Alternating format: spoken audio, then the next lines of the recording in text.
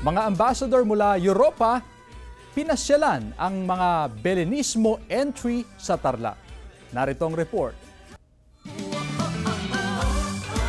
Halos gabi-gabing dagsa ang mga nais masilayan ang naglalakihang Belen sa iba't ibang lugar sa Tarlac. Nitong weekend, nag-ikot naman ang mga ambassador mula sa Europa at ang mismong ang Papal Nuncio to the Philippines Archbishop Charles John Brown para masaksihan ang husay at galing ng mga Tarlakenyo sa paggawa ng mga Belen. Mula sa 4 na palapag na Belen ng AFP na may mini Christmas village sa Camp Serviliano Aquino, Belen with the shell ng San Lorenzo Parish, ang nakamamahang Belen ng Armored Division ng Army na may higanting agila na gawa sa rubber mats, maging ang Belen ng Tarlac City at ang Hall of Famer ng San Clemente na gawa sa bubble wraps, pet bottles at kawayan, tampok sa bawat Belen ng iba't ibang Filipino cultural performances.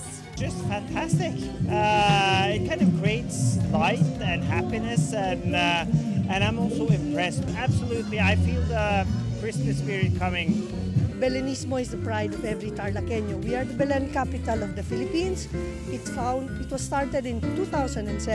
Magkakaiba man ang forma, hugis at itsura ng mga Belen, paalala ng simbahang Katolika na huwag sanang kalimutan ang tunay na kahulugan nito. For us as Catholics, the Belen is extremely important because it reminds us that God became a little baby in the person of Jesus, the son of Mary in Bethlehem.